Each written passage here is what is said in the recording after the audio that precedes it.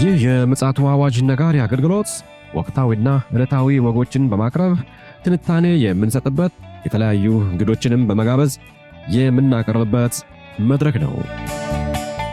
መረጃዎችን ያጠናከረ ይዞልን የሚመጣው ፓስተር አለማየሁ ነሙ ሲሆን ፕሮግራሙን የመራና መሰናዶውን ኤዲት በማድረግ ወደ እናንተ የሚያቀርበው ይልቃል አስራት ነው። መልካም ጊዜ። ሻሎም ሻሎም። ውድ የተከበራችሁ የምፅዓቱ አዋጅ ነጋሪ አድማጮቻችን እንዴት ዋላችሁ? ሰላም ለእናንተ ይሁን። ከዚህ ከምፅዓቱ አዋጅ ነጋሪ አገልግሎት ሰላምታችን ይድረሳችሁ እንላለን። ከፓስተር አለማየሁ ጋር በምናደርገው ወቅታዊ የዓለማችን ሁናቴ እንግዲህ በርካታ ወገኖች ስለምትሰጡን በጎ አስተያየት እግዚአብሔር አብዝቶ ይባርካችሁ እንላለን። በተለይም ደግሞ በትላንትናው ዕለት ማቀበልነው መረጃ በርካታ ወገኖች የማንቂያ ደወል ደውላችኋል፣ አንቀታችሁናል፣ እግዚአብሔር አብዝቶ ይባርካችሁ ብላችሁናል። እናንተንም እግዚአብሔር አብዝቶ ይባርካችሁ እንላለን። እንግዲህ የኛም አገልግሎት ሚናውም ይሄው ስለሆነ የማንቂያ ደወል ማቃጨል ነውና እንግዲህ እግዚአብሔር በረዳን መጠን ለእናንተ መረጃዎችን ማምጣት እንቀጥላለን። እግዚአብሔር ስለዚህ የተመሰገነ ይሁን። እንግዲህ መልካም ጊዜ ይኖረናል ብዬ ተስፋ አደርጋለሁ። ይልቃል አስራት ነኝ ከምፅዓቱ አዋጅ ነጋሪ አገልግሎት። ውድ አድማጮቻችን መስመር ላይ ፓስተር አለማየሁ ተገኝቷል። እንግዲህ አሁናዊ የሆነውን የዓለማችንን ወቅታዊ ክስተት በመጽሐፍ ቅዱስ እይታ ሊያቃጭልልን መስመር ላይ ተገኝቷል። እስኪ ምን ተገኝቷል የሚለውን ነገር ከማውራታችን በፊት ሰላምታ ይቀድማልና ከሰላምታ በኋላ መረጃውን ያጋራናል። ሰላም ላንተ ይሁን ፓስተር፣ እንዴት ዋልክ? እንዴት ነህ? እንደምን ወንድም ይልቃል? እግዚአብሔር የተመሰገነ ይሁን። እንግዲህ ዓለማችን በተለያዩ ክስተቶች እየተናጠች እንዳለ ግልጽ ነው። ከምን ጊዜውም በላይ የምንነቃበት እና የምንዘጋጅበት ጊዜ ቢኖር ይሄ ጊዜ ነው ብዬ በግሌ አምናለሁ። በተለይም ደግሞ ለዘመናችን ቤተክርስቲያን በተለያየ ጊዜ የማንቂያ ደወል እየደወልን እንገኛለን። እስኪ እንግዲህ ዛሬ ደግሞ በሌላ መረጃ ስለመጣ መረጃህን ማጋራት ትችላለህ? አዎ እንግዲህ ዓለም አሁን ላይ አድማሱ በተለይ እዚህ ጦርነት ከበሮ ጉሰማ በየስፍራው እየተሰማ ያለው ከአፍሪካ ጀምሮ እስከ ፓሲፊክ ድረስ ከመካከለኛው ምስራቅ ውጭም ከፍተኛ ወታደራዊ ልምምዶች እና ዝግጅቶች እየተደረጉ ነው ያለው። እንደው አንዳንዴ ስታይ በዓለም ላይ ሌላ ትልቅ ነገር ከሌላ ቦታ የሚመጣ ይመስላል ልምምዶቹ። እንግዲህ አንድ ነገር በጣም ማወቅ የሚገባቸው አድማጮቻችን፣ ዓለም ሁሉ ነገር አልቆባታል፣ አብቅቷል፣ ገብቷል። ሲያልቅብህ ለራሴ የሆነ ነገር ትፈጥራለህ እና የእውቀት ጥግም ላይ ደርሳለች፣ የብዙ ነገር ጥግ ላይ ደርሳለች ዓለም እና አንዴ በበሽታ ይንጣታል፣ አንዴ በጦርነት፣ አንዴ በተፈጥሮ አደጋ፣ በተለያየ መልኩ ነው ዓለም እየተፈተነች ያለችው። ብዙ ቤተክርስቲያንና በቤተክርስቲያን መሪዎች ሌሎች የምትላቸው ሰዎች አልገባቸውም። እና ዓለም የምትናጠው እንደው በቃ ህዝብ ስለበዛ የሚበላ ስለጠፋ አይደለም። ብዙዎች ብዙ በጣም ያልታረሱ ያልተነኩ ሪሶርሶች በዓለም ላይ አሉ። እውነት ነው። እንደው ስትመለከተው ዓለም ላይ ያለው ሪሶርስን ስትመለከት ገና ያልተነካ አለ። አፍሪካን የሚያክል ሀገር ያልተነካ ነው። ኤዥያንም ብትል በአብዛኛው ያልተነኩ ነገሮች አሉ እና ግን ለጦርነት መጣደፍና እንደዚህ አይነት ተከታታይ የሆኑ ጥፋቶች በዓለም ላይ መምጣታቸው ልክ የዓለም ፍጻሜ መቃረቡንና ሰዓቱ ማለቁን የሚያመለክቱ ጉዳዮች ናቸው። ከጦርነትም ከጣልቃ ገብነትም ራሳቸውን አርቀው የነበሩ ሀገሮች የጦር ዝግጅት ሲያደርጉ ስታይ በቴክኖሎጂ በተለያየ ምርቶች የሚታወቁ ሀገሮች እና ሰላማዊ ንግዶችን የተለያዩ ነገሮችን የሚያስፋፉ ሀገሮች ለጦርነት ሲዘጋጁ ስታይ ሰምቲንግ አንድ ነገር አለ ብለህ ትባንናለህ። እንግዲህ በትናንትናው ዕለት የተከሰተው ነገር ያው ዓለም በአብዛኛው በዚህ በኢራን ጉዳይ ስለተሸፈነ ብዙ አልዘገቡም። ትልልቅ ሚዲያዎች ግን ዘግበውታል። ጃፓን በደቡብ ቻይና ባህር አቅራቢያ የሚሳኤል ተኩስ ማድረጓ ነው እና ቀጠናው ላይ ውጥረት እየነገሰ መጥቷል። እንግዲህ ጃፓን ከአሜሪካና ከሌሎች አጋር ሀገራት ጋር በመሆን በሰሜን ፓሲፊክ በምታካሄደው መጠነ ሰፊ ወታደራዊ ልምምድ ለመጀመሪያ ጊዜ ነው የሚሳኤል ተኩስ ማከናወኗን ይፋ ያደረገችው። እንግዲህ ይሄ ማለት የሁለተኛው ዓለም ጦርነት ካበቃ በኋላ በተለይ ደግሞ በሂሮሺማና በናጋሳኪ ላይ አሜሪካ ካደረሰችው እልቂት በኋላ ጃፓን እንግዲህ ሳይለንትሊ ነበር ስትሄድ የነበረው እና አሁን ይሄ መከሰቱ ራሱን የቻለ ምልክት ነው ማለት ይቻላል። እና የአሜሪካን ይሁንታን አግኝታለች ማለት ነው ይሄ ነገር። እርሱ ምን የታወቀ ነው፣ በጋራ ነው የሚሰሩት። ምክንያቱም እንኳ አሜሪካ በጃፓን ውስጥ 50,000 በላይ ወታደሮች ያላትና የአየር ኃይልና የባህር ኃይል እንዲሁም የእግረኛ ጦር ቤዞች ያላት ጃፓን ውስጥ ነው በኤዥያ በኩል። ግን ያው የተገደበ ነበረ፣ የጦር መሳሪያ እንዳታመርት ገደብ ነበረባት እና ለዚህ ነው የጠየቅኩ የአሜሪካን ይሁንታ አግኝታለች አለ። ያ ገደብ እኮ አሁን አይሰራም። አሁን ያ ገደብ በተባበሩት መንግስታት ድርጅት የተጣለ ነው። ዓለም እኮ አሁን ምንድነው ህግ አልባ የሆነች ነው የመጣችው። የሚገድብ የሚገዛ ህግ አሁን ላይ የለም አለ ማለት አትችልም። ቢኖር ኖሮ በመካከለኛው ምስራቅ እና በባልካን አካባቢ ያለው ጦርነት እስካሁን በቆሙ ነበረ። ነገር ግን ምንድነው የጦር ልምምድ ማድረጉ አይደለም ትልቁ። የጦር ልምምድ የተደረገበት ቦታ በደቡብ ባህር መሆኑና በቻይናና በጃፓን መካከል ውዝግብ ያለበት የይገባኛል ጥያቄ ያለበት ቦታ ላይ መሆኑ ነው ትልቁ ነገር። ለምንድን ነው ይህ ስፍራ የተመረጠው? የወታደራዊ ልምምዱ እና ትንኮሳ የመሰለ ነገር ይታያል። እንደ ጠባጫሪነት ማለት ነው። አዎ ትንኮሳ የሆነ ነገር ይታያል። ይህ ወታደራዊ እርምጃ የተወሰደው ቻይና ባህር ላይ ይገባኛል ጥያቄ በምታነሳበት እና ከፍተኛ ወታደራዊ ፍጥጫ ባለበት የደቡብ ቻይና ባህር ፊት ለፊት በሚገኘው ስትራቴጂካዊ ቦታ ነው የተደረገው እና የቀጠናውን የፖለቲካ ውጥረት ወደ አዲስ ምዕራፍ ነው ያሸጋገረው። በልምምዱ ምክንያት ብቻ ቀጠናው ወደ አልተለመደ ውጥረት ውስጥ እንዲገባ ከበፊቱ በርግጥ የተወሰኑ ውጥረቶች አሉ። በተለይ በዚህ በአሳ ማስገር ላይ በተደጋጋሚ ይጋጩን እንደነበር አስታውሳለሁ። ይጋጫሉ፣ ጀልባም ይያዛል፣ የጦር መርከቦቻቸውንም አንዳንዴ ያስጠጋሉ፣ አንዳቸው ለአንዳቸው ማስጠንቀቂያ ይሰጣሉ። ነገር ግን አሁን ላይ ጃፓን ይህንን ለምን አደረገች የሚለውን ነገር ስትመለከተው የቻይና ትልቁ ትኩረት የሆነው አሁን መካከለኛው ምስራቅ ላይ ያለ ነበረ።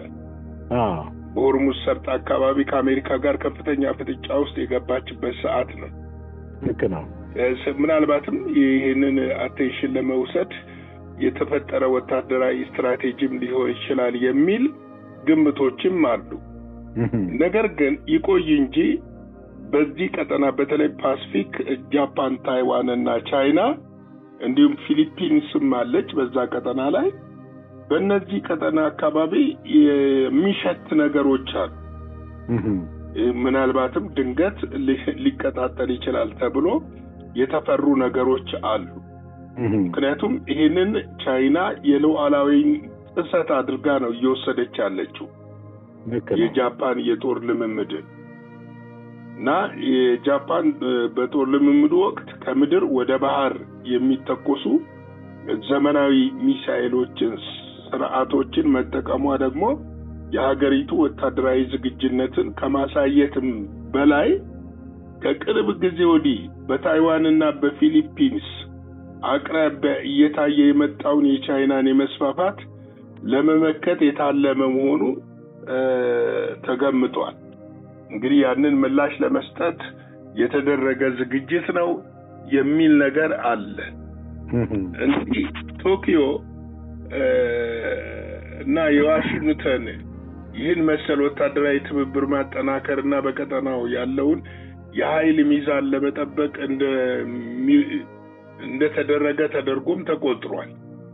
ምክንያቱም የኃይል ሚዛኑን አሁን ወደ ቻይና እያጋደለ መምጣቱ እና ቻይና ሙሉ ለሙሉ የፓሲፊክን ባህር መቆጣጠር መፈለጓ በፓሲፊክ ለሚያልፉት ማንኛውም የባህር መርከቦች ለመቆጣጠር መፈለጓ ስጋት የፈጠረባት አሜሪካ እነ ጃፓንና ፊሊፒንስን በማስታጠቅ ወታደራዊ አቅማቸውን በመገንባትና በማጎልበት ቀጠናው ላይ የወታደራዊ ባላንስ ለመስራት እየሄደች ያለ ይመስላል። እንግዲህ ቤጂንግ በበኩሏ እንቅስቃሴው ለአካባቢው ሰላም ጠንቅ ናቸው በሚል በተደጋጋሚ ስታስጠነቅቅ መቆየቷ ይታወሳል። በተደጋጋሚ እንግዲህ እያስጠነቀቀች ነው ያለችው እና ይህ የሚሳኤል ሙከራ የተካሄደው ጃፓን በመከላከያ ዘርፍ ያላትን አቅም እያጠናከረች ባለችበት ወቅት መሆኑ በምስራቅ እስያ ሀገራት መካከል ያለውን የዲፕሎማሲና ወታደራዊ ፍጥጫ ይበልጥ ሊያባብሰው እንደሚችል ተገምቷል። እና እንግዲህ ሌላ ደግሞ የውጥረት መድረክ ተከፍቷል ማለት ነው። ይሄ የውጥረት መድረክ እንደዚሁ በቀላል የሚታይ አይደለም። በቀላሉም ልንመለከተው የምንችለው ጉዳይም አይደለም። ስለዚህ እንግዲህ ሌላው እንግዲህ ስጋት የሆነው የደቡብ ኮሪያ ከኪም ጆንግ ጋር ወይም ደግሞ ከሰሜን ኮሪያ ጋር በመካከለኛው ምስራቅ ያለው ጦርነት ወደ እስያ ሀገራት እየተስፋፋ ይመጣል የሚል ስጋት አለ። ሰሜን ኮሪያ እና ደቡብ ኮሪያ እንዲሁም ጃፓን እንግዲህ ዶናልድ ትራምፕ እና የሰሜን ኮሪያው መሪ ኪም ጆንግ እርስ በራስ የሚገዳደር መግለጫዎችን ነው እየሰጡ ያሉት። ሰሞኑን አንዳንድ ምልክቶች ይታያሉ። ይሄው ምልክቶች ምንድነው? ሰሜን ኮሪያ በህገ መንግስቷ ላይ አንድ ቀን መዋሃድ እንችላለን የሚለው ወይም ስለ ውህደት የሚጠቅስ ከደቡብ ኮሪያ ጋር ማለት ነው አንቀጽ ነበር። ይህንን አንቀጽ በፓርላማ ሙሉ ለሙሉ ተሰርዟል። በዚሁ ሳምንት ውስጥ ነው ያሰረዘችው። ከዛ በኋላ ከፍተኛ ወታደራዊ ዝግጅቶችን ጀምራለች፣ ከወትሮ በተለየ መልኩ ማለት ነው። እና ፕሬዝዳንት ትራምፕ የደቡብ ኮሪያ ንብረት በሆነችው የጭነት መርከብ ላይ በሆርሙዝ ወሽመጥ ጥቃት መድረሱን ተከትሎ ደቡብ ኮሪያ አሜሪካ እየመራች ባለው ማለትም በዚህ በሆርሙዝ ባለው ሆርሙዝን ለመቆጣጠር በሚደረገው የምትሳተፍ ከሆነ ይላል ኪም ጆንግ እኛም ወደዛ እንቀላቀላለን የሚል ነው። ይሄ ብቻ ሳይሆን በደቡብ ኮሪያ ላይ አሁን ባለችበት ሁኔታ ማለት ነው ሰሜን ኮሪያ እርምጃ እንደምትወስድ አስታውቃለች። ይሄ እጅግ አስደንጋጭ ነው። እውነት ነው። ምክንያቱም ሄዳ ደቡብ ኮሪያ መታ ሆርሙዝ ብትቀላቀል በጃፓን በደቡብ ኮሪያ እና በሰሜን ኮሪያ በቻይና መካከል ጦርነት ይፈነዳል ማለት ነው። ልክ ነው። እና ይሄ ውጥረት አሁን ከጊዜ ወደ ጊዜ እየጨመረ መምጣቱንና ምናልባትም ከኤዥያ የተነሳው ወደ ምስራቅ እንዳይስፋፋ ጦርነቱ እየተፈራ ነው ያለው እና እንግዲህ ሰሜን ኮሪያ እንደምታውቀው በቦለስቲክ ሚሳኤሎችና የኒኩለርን ባለቤት ነች። ምናልባትም ከቻይና ጋር ደግሞ ወታደራዊ ጥምረት ያላት ሀገር ነች። እነዚህ ሀገሮች አሁን ያለውን ሁኔታ የበለጠ ሊያባብሰው የሚችል ችግር እና እየሰፋ የሚሄድ የዓለምን ሁኔታ ወዳልተፈለገው ነገር ሊያመራ ይችላል የሚለው ስጋት ጊዜ እየጨመረ መጥቷል። ለዚህ ነው እንግዲህ ጦርነቱ ከኢራን እና ከአሜሪካ አልፎ ወደ ኮሪያ ልሳነ ምድርና ወደ እስራኤል የመስፋፋት ዕድል ሰፊ ይሆናል ተብሎ የሚታሰበው። እንግዲህ እነዚህ ነገሮች ያልተጠበቁ አይደሉም።